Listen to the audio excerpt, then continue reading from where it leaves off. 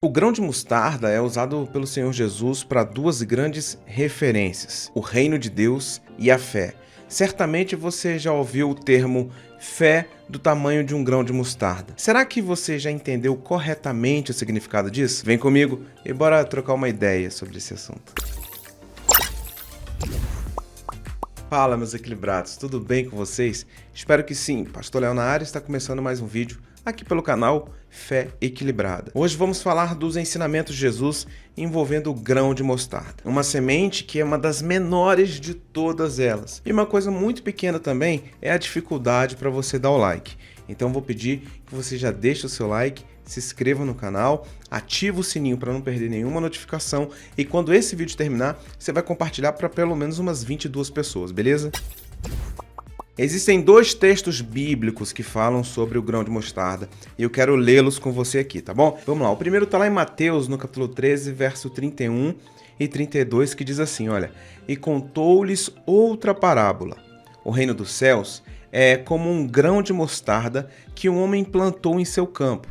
Embora seja o menor dentre todas as sementes, quando cresce, torna-se a maior das hortaliças e se transforma numa árvore, de modo que as aves do céu vêm, fazem seus ninhos em seus ramos." Então aqui é o primeiro texto comparando o reino dos céus à simplicidade de um grão de mostarda que é muito pequeno e cresce e vira uma árvore, onde se torna abrigo para muitas aves. O segundo é a respeito da fé. Está lá em Mateus 17, 20, também no Evangelho de Mateus. E aí Jesus vai dizer assim, ó, e ele respondeu: "Porque a fé de vocês é pequena.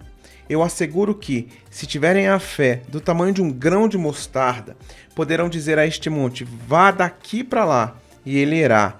Nada será impossível para vocês." Quando se fala em grão de mostarda, é literalmente a mostarda mesmo, usada para fazer tempero, usada para os sanduíches. É literalmente a mostarda mesmo, viu? Tem gente que às vezes pensa assim e se distancia muito dos textos bíblicos, quando muitas vezes eles são extremamente corriqueiros e cotidianos. Não é à toa, o grão de mostarda, para o contexto de Israel, era muito comum. Então Jesus vai usar ali. Se ele estivesse em Brasília, a galera de Brasília, Goiás em volta aqui, Jesus ia dar um exemplo usando piqui. Com certeza ia ser com piqui. E em Brasília tem muita manga também, daria para usar manga. No Brasil tem outros estados que seria a laranja, a maçã e a soja, né, no agro aí. Enfim, o que tem de exemplo não é pouco não. Mas aqui no caso é literalmente a mostarda. E entre os judeus havia um ditado popular mesmo que dizia assim: pequeno igual um grão de mostarda. Sabe, quando a gente fala, fulano é tampinha, é baixinho, é pequeno igual um grão de mostarda. Então o grão de mostarda, pro pessoal daquela época, era uma unidade de medida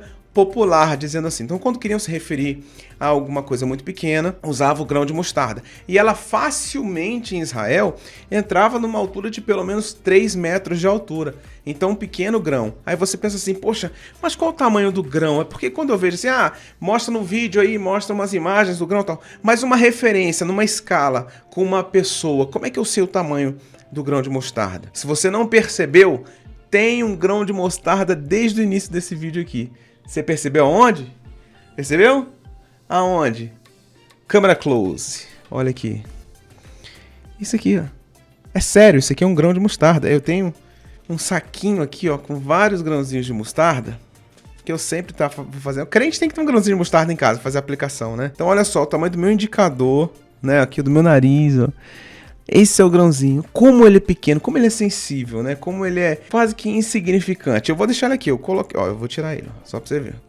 Vou botar ele agora pra ele pendurar aqui, não cai. Não, pronto, ficou, deixa ele aí. Esse danadinho desse grãozinho é o elemento de comparação do nosso estudo, dessa reflexão que a gente tá fazendo hoje aqui. E aí a mostarda, né, depois de se transformar numa árvore, o seu talo principal se ramificava em vários ramos, obviamente, e aí as aves vinham e criavam abrigos ali. E essa é a lição, né? Que um grão pequeno, mas dentro de si com uma força poderosa, podia criar uma árvore de tamanhos milhares e milhares, milhões de vezes maior dentro da proporção da sua semente. E aqui é uma mensagem dizendo que o reino de Deus é semelhante a isso. Muitas vezes a gente se coloca numa condição muito pequena. Não, eu não sei, eu não consigo. Pessoal, para fazer a obra de Deus, para levar a palavra do reino de Deus, não precisa muito não. É por isso que a gente fala, olha, lança a palavra, lança a semente no coração de alguém e fala. Às vezes pode ser um WhatsApp, Pode ser uma palavra, pode ser uma mensagem de texto, pode ser uma publicação no seu Instagram, nas suas redes sociais. Coisas simples. Ah, mas isso é muito pequeno, isso é insignificante. Não existe coisa pequena nem insignificante para Deus. O que nós entendemos aqui é que o reino de Deus é um grãozinho de mostarda, mas pode fazer um negócio bombar, é avassalador. Então não temos que achar que é pelo tamanho de algo que vai se representar a magnitude de alguma coisa. Deus pega as coisas loucas do mundo para confundir as sábias. Deus pega as fracas para vencer sobre as fortes. Deus faz o contraditório muitas vezes para mostrar que depende dele. Eu vivo isso. Eu tá aqui, ó, pra você ter uma ideia, aqui é meu estúdio de gravação. Ah, eu gravo aqui, legal. Mas pra você ter uma ideia, aqui não é um cenário só, aqui é meu quarto de oração. Eu oro aqui, quando a câmera está desligada, é aqui que eu leio a minha Bíblia, que eu oro. Pra você ter uma ideia, eu não jogo joguinho aqui dentro. Ah, não, vou jogar um jogo no celular. Aqui não. Ah, vou assistir um Netflix. Não, vou ver um... Não. Aqui, se eu estiver trabalhando, eu vou ouvir louvores, vou ouvir pregações, estudos. Porque esse ambiente eu consagrei ao Senhor. Foi aqui dentro, inclusive antes de começar a gravar esse vídeo, Deus falou comigo algo muito forte, dizendo claramente para mim assim, olha, confia em mim, não confie nos homens, confia em mim. Muitas vezes, pessoal, a gente acaba depositando a nossa confiança nos homens, e não, nós temos que confiar em Deus. Então, quando o evangelho vem com essa mensagem dizendo assim, é um grãozinho de mostarda, é pequeno, é pouco, mas não é na força do braço. Ah, não, a semente de abacate, que é do tamanho de um punho fechado. Ah, é um caroço de manga.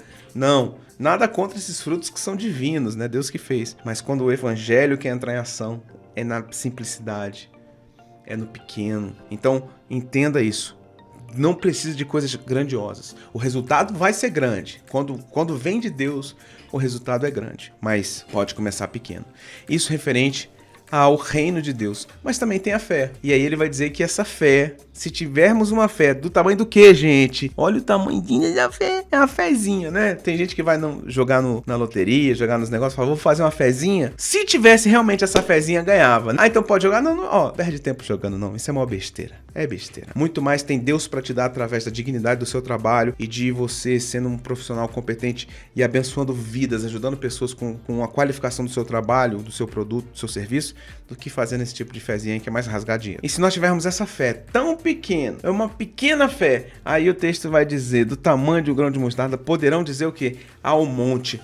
Ele podia falar, curar um enfermo, que é uma coisa seria, digamos, seria mais útil orar para um doente para ele ser curado do que transladar um monte de lugar, né? Mas é porque Deus ele vai fazer o paradoxo. Ele pega a menor das sementes e traz o maior dos milagres no sentido físico, geográfico. Pegar uma montanha e tirar. Pega o Pão de Açúcar lá no Rio de Janeiro. Fala, sai daqui e vai pra lá. Puf! Ah, mas isso nunca aconteceu. Por quê? Porque não tem propósito para acontecer. Mortos já ressuscitaram, cegos já voltaram a enxergar, paralíticos já voltaram a andar, pessoas com câncer, com AIDS, com todo tipo de enfermidade. Milhares de milagres no decurso da história da igreja nós já presenciamos. Isso tudo pelo exercício de uma pequena fé. Então, ter uma fé pequena significa ter fé. Não ter fé que é o problema. Tem pessoas que não têm fé. São apóstatas, são gnósticos, são frias, são desacreditados. E tem gente que tem fé para os outros, mas não tem fé para si. Não, Deus fala muito com aquele pastor ali, né? Com aquele missionário, com aquela pastora, com aquele homem de Deus, com aquela mulher de Deus. Você reconhece, você tem fé que Deus fala com ele, fala com ela. Mas quando é falar contigo, você não tem fé. Você tem fé na vida do outro, mas quando é para você, você tem fé que Deus pode operar um milagre e mudar a vida financeira de um vizinho seu, num irmão da sua igreja. Mas quando chega na sua vez, lhe falta fé. O que eu quero para você hoje é, não tenha uma fé gigantesca, não precisa. Apenas tenha fé. A fé é intangível, é imensurável. Deixa eu pegar uma régua. Eu não posso pegar uma régua e falar, vamos medir a sua fé. Não, ó, a fé do Leonardo tá aqui, a fé do... Não. Aliás, qual o tamanho do... Nossa, é pequenininho mesmo, né? Não dá pra medir a fé. Mas não precisa. Ela existindo, ela é suficiente. Então, a partir de hoje que você tem no seu coração, eu tenho fé. Eu não vou duvidar. Deus vai fazer. Como? Não sei, mas ele vai fazer. O milagre vai chegar. Como? Não sei, mas vai chegar. A bênção vai acontecer. Como? Não sei, mas vai acontecer. Eu creio. E a Bíblia diz que se você tiver fé, você vai viver coisas sobrenaturais. Sobrenaturais. Bem, se você gostou do vídeo, coloca nos comentários aqui se te edificou, se Deus falou ao seu coração. E claro, compartilha com o máximo de pessoas possível para esse canal crescer e mais pessoas serem abençoadas com palavras, com reflexões equilibradas, como essa aqui. Evangelho puro, viu? Evangelho na veia. Aqui não tem antropocentrismo, é o homem no centro. Não, não, não, não. Aqui é cristocentrismo, é cristocêntrico, é Jesus no meio, no centro, no alvo, é para ele todo o louvor e toda a glória. Então deixa o like aí. Tamo junto. Eu vou ficando por aqui, mas tem muitos outros vídeos para você assistir no canal. Um beijo no seu coração, forte abraço, tchau, tchau.